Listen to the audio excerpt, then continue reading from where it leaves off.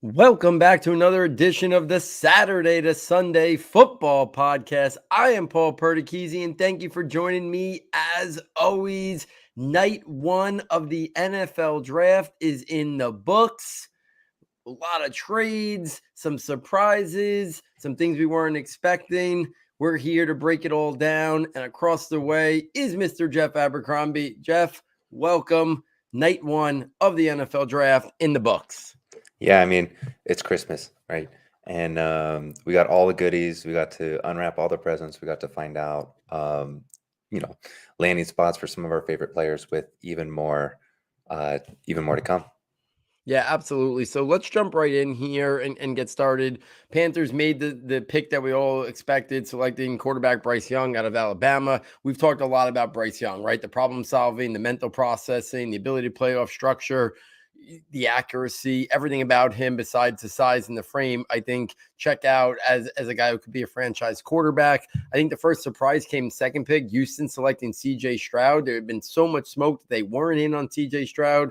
We'll never know if this was a group decision. This was an owner-led decision, but they get the quarterback that you can make the case, arguably the best accuracy and ball placement in this draft class. And number 3, the Texans trade back up, and they paid a price for that trade back up. They came back up there, and it cost them, right? They traded their number 12 pick, the 33rd pick, which early in the second round, a 2024 first and a 2024 third for the third pick, and 105 to grab Will Anderson, obviously one of the best edge rushers in this class. I don't think he's on a level of like the Bosa brothers or guys like that. I think he's a little bit more of a guy who wins with his play strength, his physicality, and toughness. He's not an elite bender or elite guy who's going to flatten, the pass rush off the arc, but he's a guy who arguably was the best defensive player in this draft class, not named Jalen Carter. They make the bold move up and get what most likely must have been their number 2 and number 3 players on their board. The Colts, all the smoke about Will Levis, it was all smoke. They do the right thing. They take Anthony Richardson, a favorite of ours. So much we love about him. We don't have to go into much depth right there.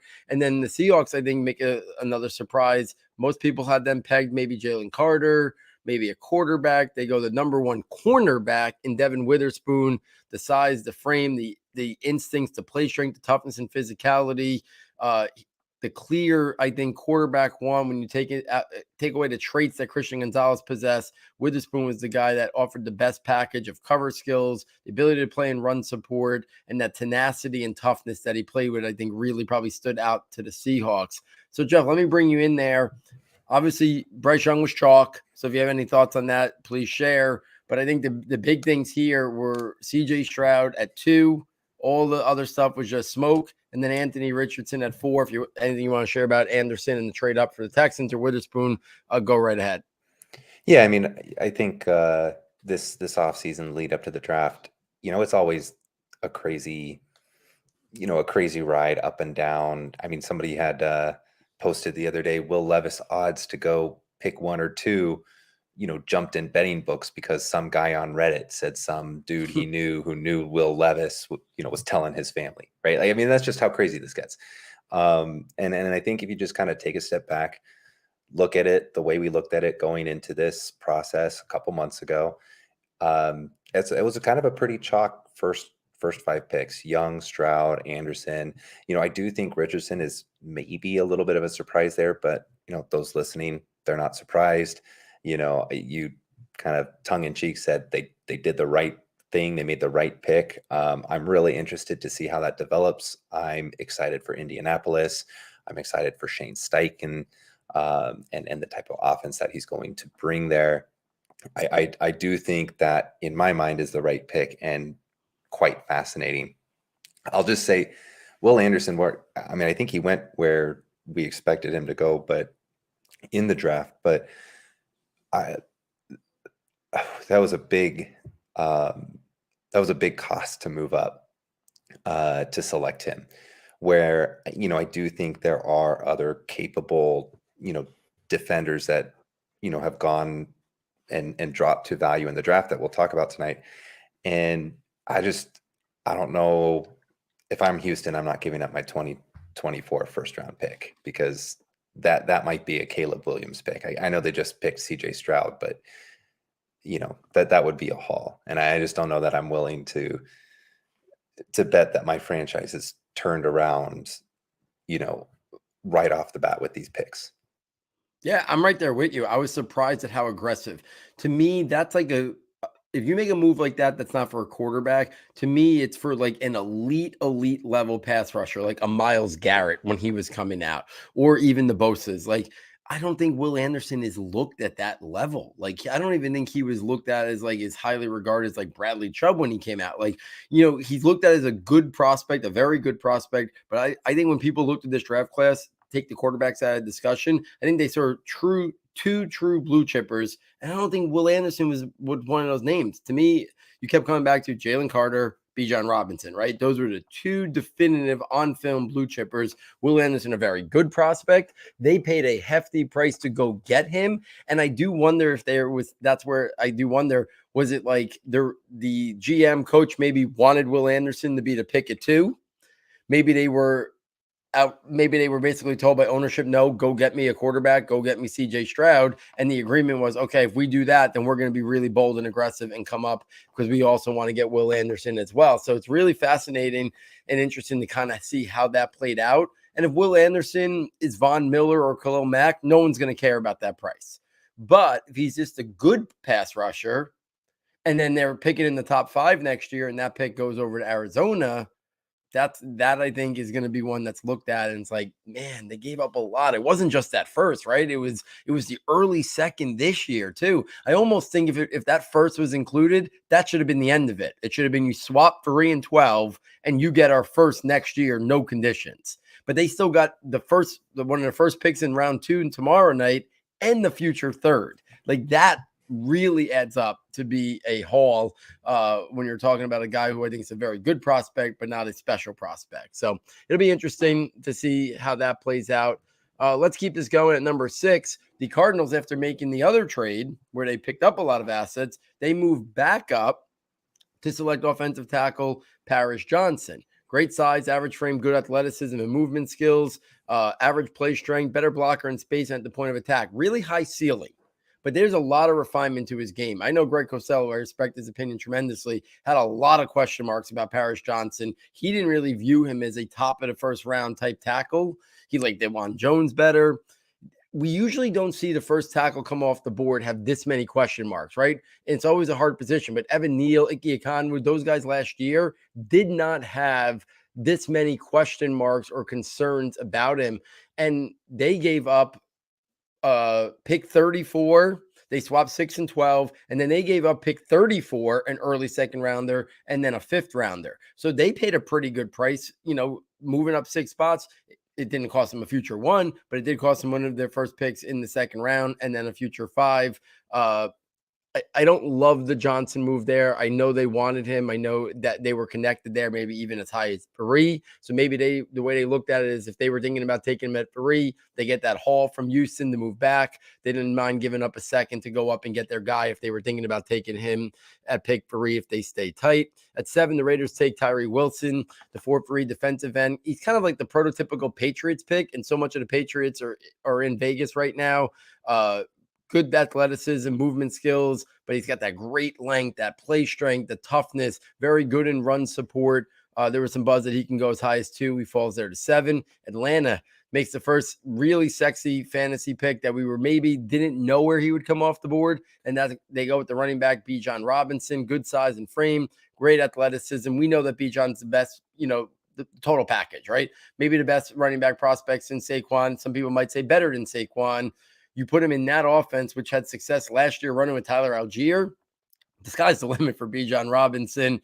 It's going to be fun to watch and see how impactful he is. So they make the pick that I think they really wanted that. I think that was the guy they had targeted for a while now. As a Giants fan, the next pick, nothing infuriated me more than the Eagles trading up 1 spot and taking arguably the best player on film in this draft, which is Jalen Carter out of Georgia. The complete package, one of the 2 true blue chippers in this class, versatile to play up and down the defensive line. He's got great athleticism for his size, his play strength. For him, it's all about the off the field stuff. And is the motor constantly running hot enough that he's going to stay on the course. And if he stays on course, and I think that locker room playing next to Jordan Davis, the other Georgia players there, they drafted his friend later on. We'll get to it. But I think it's the perfect landing spot to get the best out of Jalen Carter. And when you think about it, he's arguably going to the team. The Eagles are probably the most talented team on paper. I don't think anyone would argue. I know the Chiefs won the Super Bowl, but the Eagles are probably the most talented team on paper. And then they went and legitimately got arguably the best player in the NFL draft. It's just wild at the success they've had in this stockpiling things and to continue tonight. Chicago moves back one spot, takes Darnell Wright, arguably the best right tackle in the draft. Good run blocker, power run scheme. They clearly wanted to surround Justin Fields with a better line. I think they had targeted him and they were willing to move down. So, Jeff, thoughts there? The Eagles landing Jalen Carter, Falcons landing Bijan. I think those are the two big things probably there, maybe to expand upon. Yeah, I mean, yes, Philly is probably the best landing spot for Jalen Carter. I think maybe the only other one that would be right up there is Seattle, right? Which is where he got mocked to Seattle a lot. And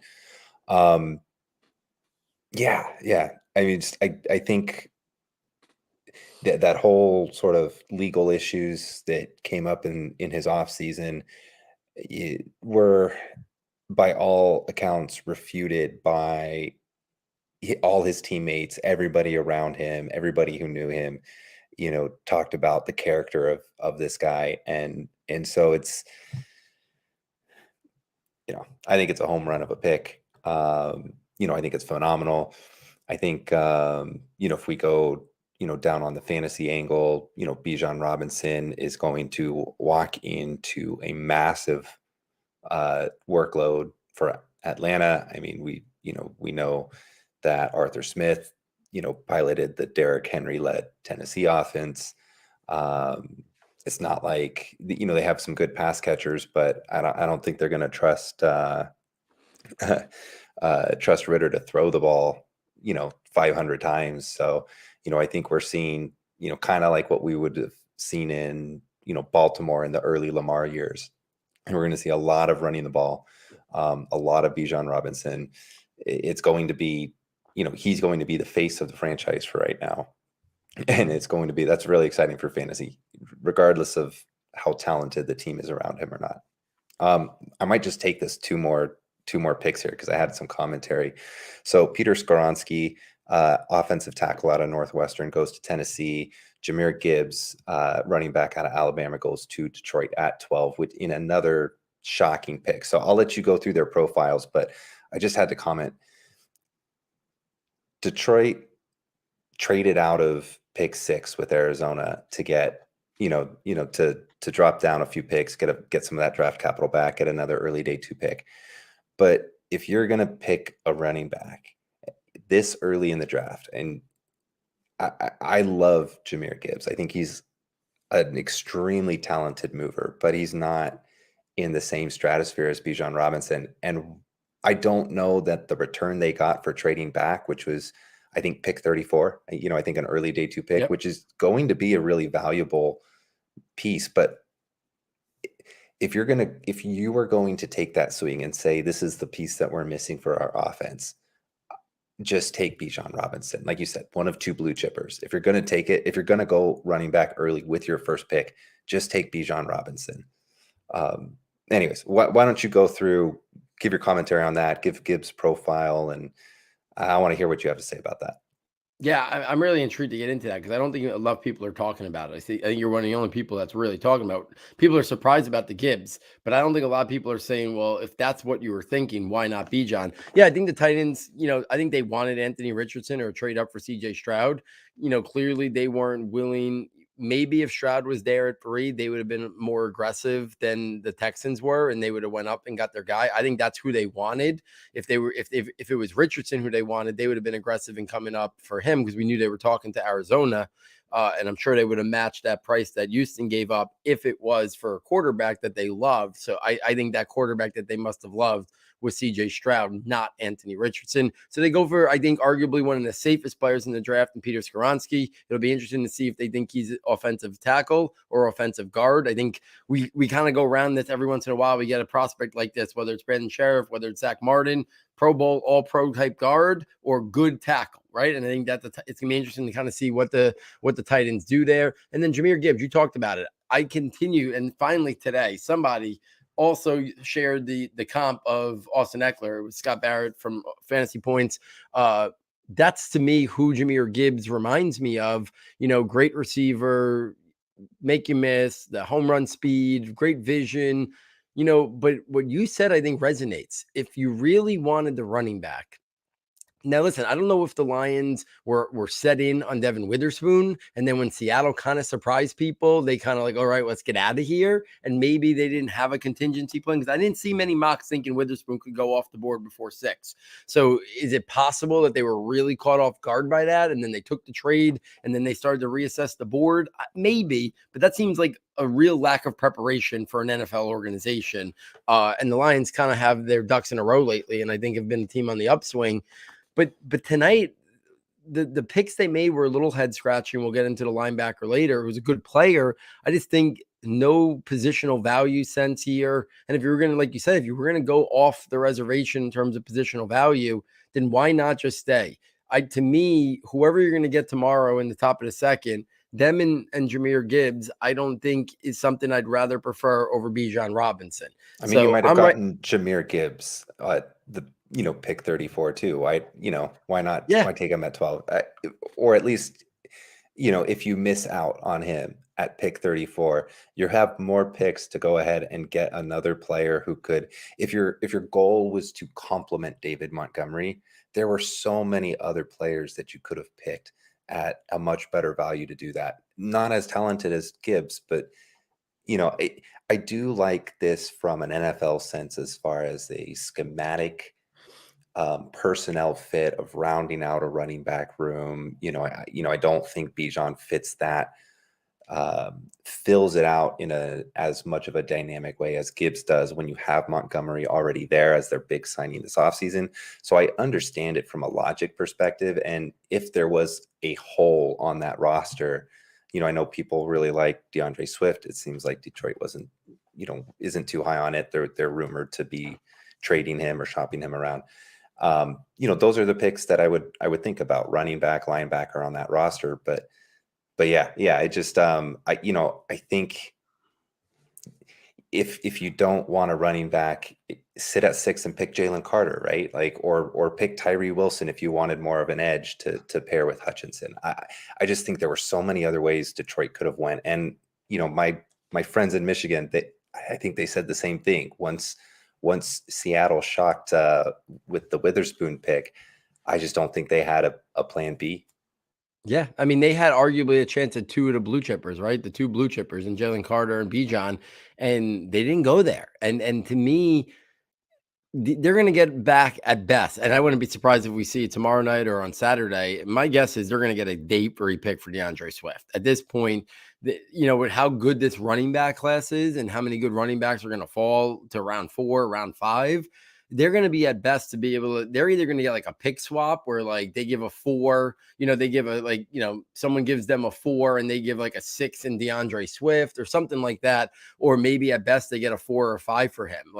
That's probably where this is headed. So, we won't get into fantasy implications too much tonight, but DeAndre Swift, he's basically he's basically sinking to the bottom of the ocean. Like, it's hard to imagine he's got much fantasy value. We thought that David Montgomery hurt his fantasy value, but now whatever happens from here, I don't see a scenario where he's going to get traded for like a 5th or 4th round or 5th round pick and have an integral part in an offense. So talking about a guy whose dynasty value was once really high, it's going down and going down hard, but we'll see the ramifications once, he's traded somewhere. I'll keep this going. The Packers at 13 select Lucas Van Ness, versatile defensive lineman. I think he's best suited as a 4-3 defensive end. He's kind of like a mold of clay. Like, there's a lot you can do with him. He's got high level athleticism. He's very strong. Packers love those type of guys. So very Packer-esque pick there. 14, the Steelers trade up and select offensive tackle Broderick Jones. Good size and frame, great athleticism, good footwork, lateral quickness, great length, good hand usage, good run blocker, a lot of upside there. To me, Broderick Jones, Paris Campbell, marginal difference between the two of them. Cardinals had to move back up to 6. Steelers make a small move up. They get their guy who maybe is equally as talented as Paris Campbell. So I like that move for the Steelers. They needed to fortify that offensive line. Jets with a little bit of a surprise pick here. Take Will McDonald, the 3-4 edge rusher. I'll say this about it. While I thought he was going to go more mid to late 20s, I do think you can make the case he's the best natural, pure pass rusher. Speed off the edge, the ability to bend, flat in the corner, flat in the arc. That's Will McDonald. And so the Jets wanted to pair him, Johnson from last year, right, when they got him late round 1. McDonald's a completely different style player. This is that first step quickness, that explosion. They looked at that as maybe I would have went Kalijah or Jackson Smith-Njigba if I was the Jets. But I get what they like about Will McDonald. They always thought he was going round 1 due to the athleticism and upside. Arguably the least surprising pick of the day, besides Bryce Young, was the Commanders selecting Emmanuel Forbes. If you are someone who follows this closely, something must have leaked yesterday, because last night Daniel Jeremiah's mock came out. Forbes leapfrogged all the other corners from not being in the first round mocks of anybody, going 16 to the Commanders. Then Dane Brugler had it this morning. Then Todd McShay had it this morning. So clearly info got out that the Commanders had basically targeted Emmanuel Forbes. He was all of a sudden in everyone's round 1 mocks. I thought I was kind of throwing people for a surprise having him in my top 31 projection, but the ball skills, the ball production is special. The only question about him is the wiry frame. Clearly the Commanders are not that concerned. They make him the 3rd cornerback off the board, which a couple days ago would have been a big surprise. Patriots at 17 select Christian Gonzalez. Most people a couple weeks ago thought he was going to be the 1st cornerback taken. Then most people thought he was a lock to be the 2nd quarterback taken. Patriots moved back, picked up extra draft capital, and get arguably the guy with the most high-end traits of any of the cornerbacks, but not nearly as physical a player as Devin Witherspoon. Some development and refinement needed, but high-end traits. At pick 18, the Lions we talked about before, go back to the well. Not caring about positional value, take inside linebacker Jack Campbell. He's clearly the best pure linebacker. The other linebackers that were talked about being first rounders, Sanders and Trenton Simpson, are not the traditional type linebackers. They're more, the athletic mold. Sanders is more like part pass rusher, part linebacker. Simpson's is that, not at the level, of other players we've seen that don't have a true position. He's a linebacker, but he's all about athleticism. He's not going to be a guy who's great in terms of run support. Campbell's that guy, and he fits their personality a lot. It just really seemed early. The pick they got, that other pick they got in the early 30s, we were talking with in the Jahmyr Gibbs trade. I think they could have got Jack Campbell there and taken a more valuable position here at 18, potentially one of the corners, because the corners really fell hard in this. And if they were eyeing Devin Witherspoon, surprised they didn't either take Deontay Banks or Joey Porter here and then look to maybe get Campbell early 2nd round. The Bucs at 19 take Kalijah, the undersized pass rushing 3-tech. Love the athleticism, movement skills, upfield penetrator, can make plays against the run in the backfield, but he was drafted there to be a pass rushing interior defensive tackle. And then let's stop there for a second so we can gather ourselves before it was the wide receiver run. Jeff, any thoughts from where 13 to 19? There? Yeah, 13 to 19. Yeah. Yeah, no, I had the exact same thoughts. I was like looking through, I was like, we can't break up this wide receiver run. So we'll stick on really what was a bunch of teams putting in around defensive cornerstones that really filled in, big pieces of needs for their offense. I thought the Forbes pick, I wasn't in on, I had kind of had my thought of what the NFL draft looked like, and I didn't revisit yesterday. And so, the Forbes pick was one that was surprising to me, mostly because I just, I think the NFL is, and I appreciate that the NFL is drafting talented players regardless of whatever, size package they come with. It's very shocking that, I think he was weighed in at under 170 pounds, which, was shocking, for a cornerback, but especially because I know that the Seattle mold of the big, strong, physical corners, has really been something a lot of teams have gravitated towards. But, as there's a lot of svelte and jittery and sudden and quick wide receivers finding their ways and offenses catering roles around these talented players like Devontae Smith, or players we'll just talk about right now, or right after this with Flowers and with Addison and maybe Downs tomorrow. Um, I am really interested to see if this is a very creative counter to where the NFL has gone in the last few years. Yeah, I think you're spot on there with that take. It's going to be very interesting to kind of see this shift. And a guy like Forbes might be a little bit of that. If the league is going to be get these smaller, faster, quicker wide receivers, then we're going to be more open to smaller cornerbacks in terms of whether it's frame, whether it's height, and we're going to mix and match. And if a team has a tall corner, we'll figure something out. Maybe we'll have one taller guy, one smaller guy, or one guy with a little bit less, in terms of weight and frame to them, to kind of combat that, right? That little, you do this, we zig, we zag, to try to combat that. And I think that's a little bit of what we're seeing going on right here. So let's jump right back into it, because really the fantasy fun, besides the running backs, really got started here. At pick 20, the Seahawks select Jackson Smith-Njigba, the pair with Tyler Lockett and DK Metcalf. I mean, that is a trio that really complements each other perfectly. Geno Smith, I mean, if there's any doubts that he might regress a little bit, with that offensive grouping and, Kenneth Walker, he is set up to have extreme success. We don't need to get into Smith-Njigba, best route runner in the draft class, the movement skills, the understanding of route concepts, all that stuff. Chargers make a little bit of a surprise pick. It had seemed the tea leaves for the last couple of weeks had sounded like Quentin Johnson was going to fall out of round one. Concerns, about does he play up to his size, the drop issue.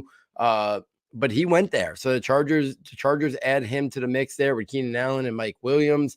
Clearly, most people thought they might be looking for one of the smaller guys, and said they look for the guy that, if he puts it all together, might have the highest ceiling of any wide receiver in this class. But he's a little bit of a unfinished product.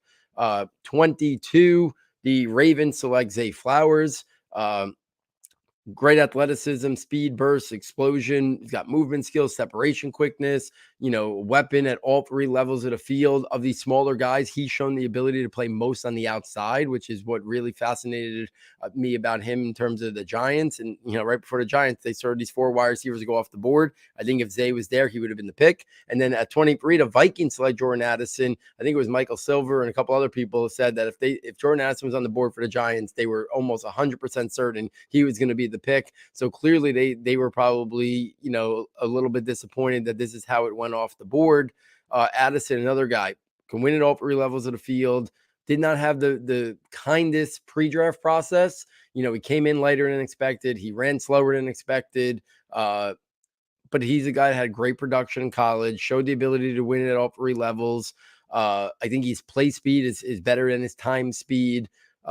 Really refined player. And I think that's putting him in that offense, I think is going to be fun to watch, because he's not going to be he's not going to be asked to be the guy, the alpha, right? That's obviously going to be Justin Jefferson. So it's going to be fascinating to kind of see him in that offense. So Jeff, why don't we kind of pause there for a second and talk about that, the foursome there of wide receivers, from Smith-Njigba to Quentin Johnson, Zay Flowers, Jordan Addison. Maybe quick thoughts, favorite landing spot or two. Are you surprised with any of the landing spots? Are you surprised they went, all of them kind of had needs at wide receiver, so it makes a lot of sense. But anything there surprise you? And if not, maybe what's your favorite spot or two in terms of landing? Yeah, maybe Jackson Smith-Njigba in Seattle was potentially my biggest surprise. One, that he wasn't picked a little bit earlier. He had some good connections in the teens. And maybe that kind of threw New York for a loop too. If they're sitting there, they think they have a trade up to 24. There's four wide receivers up there with round one grades, and if they just have to make sure that not all of them go ahead of them. And unfortunately, I think they were the they were the one lost without a chair in this round one of wide receivers. There will be plenty of other spots for them to attack in this draft, especially starting tomorrow. I think maybe the most surprising would be Quentin Johnston. We are fans of his traits. I do think there are enough questions around his game that the concerns of him not falling out of day one were warranted. And so having the draft capital and a landing spot with Justin Herbert, I think is great from a fantasy lens. He's in my mind, he's kind of just going to fill in, when they're move on from Mike Williams, right? It kind of feels like a redundant role there for them. Maybe they try to find, more schemed out plays to get him into the open field and breaking tackles, which is kind of something he was pretty good at. And maybe then work on some of the finer points of the game, as he studies from Keenan Allen, like one of the best route runners in the NFL. I think maybe I love Jordan Addison. I think Smith and Jigba puts a great trio. I think you guys said that really well. I think I might be out on a limb here, but I actually really like Zay Flowers to Baltimore. Like I think that's a phenomenal landing spot. And I don't think anybody else is really sharing my view there. I mean, we didn't mention it at the top, but Lamar's locked in now. He got his contract. He's there in Baltimore for 5 years. He's going to be there with Zay Flowers for 5 years. As much of a Rashad Bateman fan as I am, like there are serious questions on whether he can actually lead a receiving core. I know they have Mark Andrews there, but they're going to need threats on the perimeter, and I think Zay Flowers can be a phenomenal player for them. I think he can step in and immediately earn targets, with just the savvy and the route running that he has and his technique. He's such a polished player. I think landing in Baltimore is just a phenomenal spot, and I'm actually really excited for his path to growth into a pretty productive wide receiver. Yeah, I think Bateman's time in Baltimore might not be for very long. I still think Baltimore, if they really are trying to appease Lamar Jackson, he said he wanted Odell and DeAndre Hopkins. Is that still in the works? Maybe. I'm not going to say it's impossible, because you could still put Hopkins and Beckham on the outside, Zay on the inside, move him in OBJ around. You could even send Bateman back in the deal, maybe, like if to Arizona, to some type of deal. So I don't think it's crazy that Hopkins could still be on the move to Baltimore. And I do agree with you. I think Zay fits what they want, right? They've tried to get production out of Devin Duvernay, so he's basically a dramatically improved version of Duvernay. He's got inside-outside versatility, and they're just stockpiling weapons there to try to improve that offense there. So I'm intrigued with the pick there. I think Addison in Minnesota makes a lot of, I think the fit there is really strong. And I think the question mark there is, what's the quarterback situation look like after this year, right? That's the unknown about Jordan Addison. We know, Kirk Cousins this year, but I don't see any scenario where Cousins is the quarterback next year. So I think that's the interesting flavor there. I'm surprised. I'm right there with you. Quentin Johnston was the one that surprised me the most there. I thought they were actually going to maybe go Dalton Kincaid or Flowers or Addison. So I was a little bit surprised. If they wanted a true speedster, which I think would have paired well with Justin Herbert, then if I was going to go a little bit off the reservation, I would have taken Jalen Hyatt there for the Chargers ahead of Quentin Johnston. But a lot of people like Quentin Johnston. I was a little bit lower on him. But we'll see. Obviously he's now attached to a great young quarterback there. Let me round this out. I'll go rapid fire the rest of the way, and then you can pick and choose your spots on what you want to talk about. Giants trade up one spot, and from everything the Giants beat writers were saying, while they were very into the wide receivers, and I think Zay or Addison might have been the pick if they were there, I heard that the number one cornerback that they were targeting that thought might fall, but they thought he would probably be gone, was Deonte Banks. He was Wink Martindale's number one cornerback in this draft class from everything that I was able to gather over the last couple of weeks. They showed pictures of the Giants war room after he was picked, and Martindale was absolutely stoked. He literally gave the GM a bear hug because this is the guy he wanted. The elite level athleticism, RAS score of 9.99. We're talking about a guy that elite vertical jump, elite broad jump, elite 40 time, great size, great athleticism, burst, physical press man corner. Exactly what Wink Martindale wants to scheme. I saw multiple people on Twitter comp him to Marlon Humphrey, which obviously Wink coached in Baltimore. Giants would sign up for that. It did cost a 5 and a 7 to move up. I was a little disappointed they had to give up that 5. I was hoping it was like a 6 and a 7 to move up that one spot. But it was, to me, what it tells you, and maybe we're seeing this, Joey Porter didn't go tonight. The Giants must have had a clear distinction between Deonte Banks and Joey Porter in terms of their grades, that they were willing to give up that 5 and the 7 to move up one pick to solidify him. A guy they said they had a clear round 1 grade on, and they said there wasn't many left after the wide receiver run happened. At 25, the Bills trade up and take Dalton Kincaid. Good athleticism, movement skills, speed, separation, quickness, great body control. For me, his best attribute is how good he is at the catch point, his body control, his ability to adjust, his ball skills. He still doesn't fit the profile as the pass catching tight end in round 1. He's not an elite level athlete, but he's going to add a new dynamic. I think they're going to basically use him just as their slot wide receiver. I don't think for fantasy this helps Dawson Knox, but I still think they are high on Dawson Knox. I think they think of Kincaid as more of their slot guy. Everyone said they were looking for a slot wide receiver. I think you're going to see Gabriel Davis and Stephon Diggs on the outside, Kincaid and Knox on the field a lot, where Kincaid mostly is just playing the slot position, but it'll be designated a tight end. At 26, 26, the Cowboys select Mozzie Smith out of Michigan. Great size and frame, great run stuffer. Was on Bruce Feldman's freak list year as a number 1 freak. So he's going to add a run stuffing presence for Dallas, but a lot of people think there's some untapped upside there in terms of his athleticism. Jaguars, after the Cam Robinson news that he's going to be suspended, they do a double trade back. They pick up a 4, a 5, and a 7, and they get the guy I think they were going to take at 24 anyway, in Anton Harrison, the clear 5th best tackle in this class. Very young player, very raw, but high ceiling with great athleticism. I think that was a really good pick by Jacksonville. I know Brandon Thorne loved the pick, and he's as good as an O-line evaluator as there is out there. 28, the Bengals select Myles Murphy. Surprised they didn't go Michael Mayer, to be honest with you.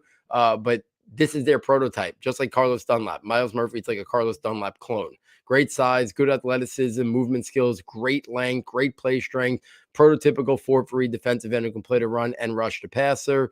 Saints select Byron Bracey out of Clemson, former big-time number 1 recruit, elite first year in college, then injury, some off-the-field stuff. The loss of his sister kind of made his evaluation process very tricky for people, but he's got a world of talent. The Saints like those bigger defensive linemen that you can move around and do different things with. He's got great length, good use of his hands. He can generate pass rush, but also play to run well and high-level athleticism. The Eagles continue to bother me as a Giants fan, and they sit there and take the guy they were thinking about taking at 10 if Jalen Carter wasn't there, and they get him at 30, Nolan Smith. They just continue to stockpile Georgia Bulldogs from one of the best defenses in the history of college football last year. Undersized 3-4 edge, but great athleticism, movement skills, agility, and speed. Great bend off the edge, first step explosiveness. Basically, they have a new Hassan Reddick on the other side, and it's going to be hard to stop.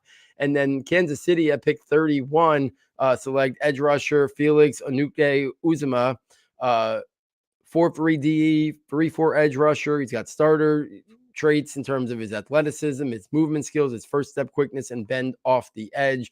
Good length, use of hands as well. A little bit of a surprise first round pick, but I think they really were targeting Will McDonald. And then when McDonald came off way earlier to the Jets, I think maybe they had targeted this. There was some rumors that a lot of teams were trying to get up into that pick, but it's clear the Chiefs had targeted wanting to get a pass rusher, and they stayed tight and made him the pick. Jeff, any thoughts there? The Kincaid is obviously the offensive kind of, intriguing one there. Michael Mayer not going is some intrigue. And we could even talk about Will Levis. Yeah. 31 picks up, 31 picks down. Will Levis is still there. I think we're starting to see there was a lot of smoke. A lot of people, a lot of teams might have been using Will Levis to kind of get other teams off their scent. And it's clear that the league was not nearly as high on him. We could kind of mark one up for Draft Twitter. Draft Twitter was saying for a while he didn't deserve to be a round 1 pick. Draft Twitter won on this one. Yeah, so my cousin's a big Bills fan. We were leading up the pick. They traded up. He actually works the draft for NFL, and Kincaid. He's like, I'd love Kincaid here. I'd love Kincaid here. And I think, yeah, I mean, part of it is to fill that slot role. I just do think he can. In that offense, he can be a playmaker. Maybe not on the elite tight end, Mark Andrews level, but for an offense, you know, for how to balance, an NFL product on the field. I think he's a great pick for them, and a really creative way to address a need. Yeah, I mean, I think the steal of the draft came at the end here with the Eagles. um, I mean, being a 49ers fan and knowing they knocked us out of the playoffs, it doesn't make me very happy either. And what you gonna do? But even then, like, we might see other players like Miles Murphy, like Brian Breesy come out and actually be staples for several years for their teams. I think these are really interesting picks and well made for the NFL rosters. Maybe to just speak to Will Levis, you know I feel bad because I want players to this is their dream. I want them to do well. I think there is a path for Will Levis to do well, but we spent all year talking about how we just don't see it with the hype. I think we're on board. I was shocked because I'm pretty sure I had bought into that the NFL was, someone in the NFL wanted him. And I think this is just kind of the Drew Lock experience with Levis, and yeah, we'll see. I don't know that there's when he fell out of the teens and past New England, who's rumored to be moving on for Mac Jones, and past Washington, who I can't believe are going through with Sam Howell still, without even considering an upgrade. I think there's going to be a place for him. Early tomorrow, I think he's going to be able to find a home. We've got Atlanta there that I know they've probably built an offense and sort of pledged their direction to Desmond Ritter, but I think they can do better as well. And as much of a critic as I was for Will Levis, I think he can be improvements for teams, current teams' quarterback situations, and I'm really looking forward to, hopefully him finding a good landing spot that way. Um, was there anybody else that you wanted to talk about that? Oh, Michael Mayer maybe. There's a lot of tight ends that fell out too. We had once only just a couple weeks ago said that we might have um, four tight ends make it into round one. I think we'll see them go pretty quick as well. Levis and these tight ends, they'll be going on day two. They'll probably be going round two. There'll probably be a run of them like we saw with the receivers, especially with tight end needy teams like Dallas, like Cincinnati. I think those teams were just, when Buffalo jumped, they picked up Kincaid, the top tight end off the board for most teams. I think they just realized that there's like another sweet spot for them to be able to attack this position with other players that they're comfortable getting. And, tight end is, from a contract position, somewhat like running back. It's just they don't demand the type of big dollars that tackles, that edges, that quarterbacks, that receivers will get. And so, the analytics movement, has sort of made their point about running backs, and they're moving on to the tight end position, and they're trying to make that same point for the tight ends. You're on mute, Paul.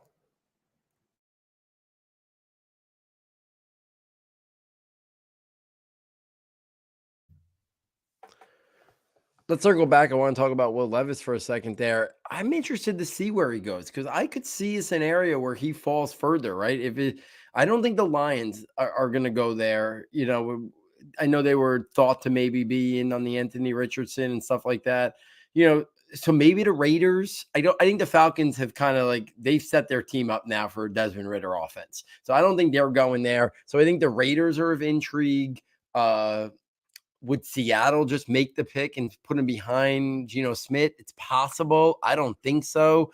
I almost wonder if it's going to be a team later on. Like, does Tampa Bay come up again? And then maybe they're the team that looks to make, that play. Does Minnesota think about maybe making a trade up and getting him in the building to see if he could be their guy? So, I think we're starting to see, though, is if teams don't really value you as like a true potential star quarterback, I think teams are more willing to let these guys fall. We saw it last year. Now we saw it again with Will Levis. And this year, I think we were all duped. By last year, we kind of knew Pickett might be the only one outside chance Malik Willis. But even as we got closer to the draft, there was still some uncertainty. Most people had Willis if he was going at the end of the round. Levis, I don't think anyone thought this was a realistic scenario. He was still in most people's mocks at 4, at 11. Like most people thought Tennessee's another one that could be interesting tomorrow for Will Levis, right? Maybe they didn't value him at 11, but do they take a chance? And then I always go back to, well, if you think he's your guy, wouldn't they have taken him at 11 over Skoronski? Once upon a time, we saw Denver pass on Drew Lock twice and then take him, so it's always one of those interesting scenarios. So we'll see. I think that'll be interesting. And I think what we realize is the media was hyping up maybe the tight ends a little bit more. And I kept coming back to it. I thought they were a really good, strong class, but I also didn't think that we see how hard it is to transition to tight end position. We see usually you have to be a really special prospect to go in round 1. And I think we thought the wide receiver group was going to be down, and it was a little down, but we still got 4, right? They weren't early, but it was still 4 in like 20 to 23 range there. So I think people were maybe thinking less wide receivers, more tight ends. It ended up being more status quo than we thought it was going to be. And I thought that was a little bit of a surprise. I thought Mayer's a second round pick, so he belongs in the second round to me. So like, I think that's the right decision there. So it's going to be fun. A little bit of receipts check here for the draft projections notebook. Kind of excited about this one, to be honest with you, because this was as unpredictable as a draft. We nailed 27 out of 31. That's 87% in this uncertainty of a class. Getting guys like Will McDonald, getting guys like Anton Harrison and Maze Smith, I think those were probably the 3 and up Jameer Gibbs in there, but that was kind of a late, he was getting a lot of buzz. Those were the 4 that not every mock draft had. So Gibbs, Anton Harrison, Maze Smith, and Will McDonald were probably the 4 that I was most excited that I nailed. Thought Will Levis was a lock, missed that. Thought Michael Mayer was a lock, missed that. Thought Joey Porter Jr. and Brian Branch were a lock. So 4 that I felt pretty confident about. None of these would have been 4 that I thought I could have missed out on. I thought if I was going to miss out on, it would have been the ones I mentioned, like Antoine Harris, Mazi Smith, Will McDonald, or Jameer Gibbs. Instead, it was 4 that I felt pretty confident about. But I'll take 27 out of 31, 87%. Always a number I like to see. And then for me, my favorite number is trying to nail the top 102 or whatever that, every year changes slightly in terms of the first 3 rounds. So we'll see how we do tomorrow in that. I'm excited for tomorrow. A lot of players, a lot of skilled players are going to go off the board tomorrow. I think we'll see, obviously, Will Levis and Hendon Hooker. We'll see Charbonnet. We'll see Devin A-Chain. Kendry Miller's going tomorrow, whether people want to believe it or not. Roshan Johnson should as well, potentially Israel Abakanda. I don't think we're going to hear Tajay Spears tomorrow, unfortunately. The injuries seem really serious. I was talking to someone on Twitter today, and they were like, no way, he's going day 2. And I said, I don't think he is. Bob McGinn, his great draft series, basically sources told him one of his knees doesn't have an ACL anymore. Like, it's literally like gone. So, like, I think he's going way more on day 3 now, unfortunately. Wide receivers, we'll see Jalen Hyatt early tomorrow. We'll see Josh Downs early tomorrow. You have some bigger guys in Cedric Tillman and Jonathan Mingo. And then you have that next wave of smaller guys that'll all go tomorrow. Tank Dell, Marvin Mims, Tyler Scott, and Jaden Reed. Tight end, you already mentioned it. We're going to see Mayer early, Musgrave early, Darnell Washington, Sam Laporta. All might be 4 tight ends might go in the first 15, 20 picks tomorrow. And then also probably Tucker Kraft, Luke Schoonmaker, Brenton Strange. A lot of good offensive linemen. A couple of the best, all the good centers are left out there. Matthew Bergeron's really talented. Cody Mock, Steve Avila, DeJuan Jones, the monster, massive right tackle. On the defensive side of the ball, Tommy Adebawore out of Northwestern, he's going to go early. Keemu Benton, Keon White was invited to the draft. Unfortunately, he didn't get picked, so he must have been in the waiting room there. With Will Levis. Other edge rushers that should come off the board tomorrow early: Derek Hall, B.J. Ojulari, Isaiah Foskey, Tuli Tuipulotu. Those are the guys that I think will come off the board early. No other linebackers tonight except Jack Campbell. So Drew Sanders, Trenton Simpson, one of my favorites, Deion Henley, all come off the board tomorrow. Kaylee Ringo, he'll probably go to the Eagles since they just keep collecting Georgia products. He'll come off the board early. DJ Turner will come off the board real early. So will Joey Porter and Brian Branch. Safety position, you'll have Jartavius Quan Martin, one of my favorite players in this class. He'll come off. Clark Phillips, the nickelback out of Utah. Darius Rush, Riley Moss, Sidney Brown, a lot of talented defensive backs tomorrow. Really strong defensive back class. I think it's as arguably as strong a day 2 class as I remember. I think day 2 is really strong tomorrow, and it's strong pretty much across the board. Running backs, wide receivers, tight ends, defensive backs, edge rushers. I think it's a really. I thought tonight lacked a lot of star power and a lot of high end talents. But I think a lot of guys tomorrow are really good players. I think it's as strong a day 2 as we've seen in quite some time. So excited. I'll be wire to wire covering again on Twitter. Podcast after rounds 2 and 3 conclude tomorrow night. Make sure you're checking out, my Twitter feed, reaching out any questions you may have on players, fantasy. Tomorrow during the day sometime, I'll put out my initial dynasty rookie ranks for the offensive players that have been drafted so far. Always a fun exercise, and modify and adapt it as more guys get picked. Jeff, any closing thoughts here? Night 1 of the NFL draft in the books. No, this is going to be the best day 2. Like you said, it's a deep class. And yeah, I always love watching, seeing how well the top 102 do. You're phenomenal at that. I think you nailed it last year. I'm expecting a strong performance this year just because of your track record, but we'll see how it goes. And follow along with us. I mean, like those notebooks, get the draft notebook, follow along with day 2 of the draft. That's the most fun one anyways, especially if you're a fantasy player. That's where most of the names that you'll see are really coming off. And you'll end up with all the draft notebooks as well. The scouting notebook, we'll do the scouting notebooks for the draft and for the oncoming, Debbie notebooks. So, might as well, right? If you're going to get those anyways, you might as well get the draft notebook and follow along with us. It is, my favorite way to walk through the draft as well. So. Absolutely, guys. If you're enjoying the content, if you enjoyed the content tonight when I joined the football guys, Sig Bloom and Matt Wallman earlier, please consider, purchasing the notebooks. It really helps us and continues to do what we do here. So on behalf of Jeff, on behalf of our sound tech engineer, David Nakano, and myself, thank you for joining us. And we look forward next time taking you to Saturday to Sunday.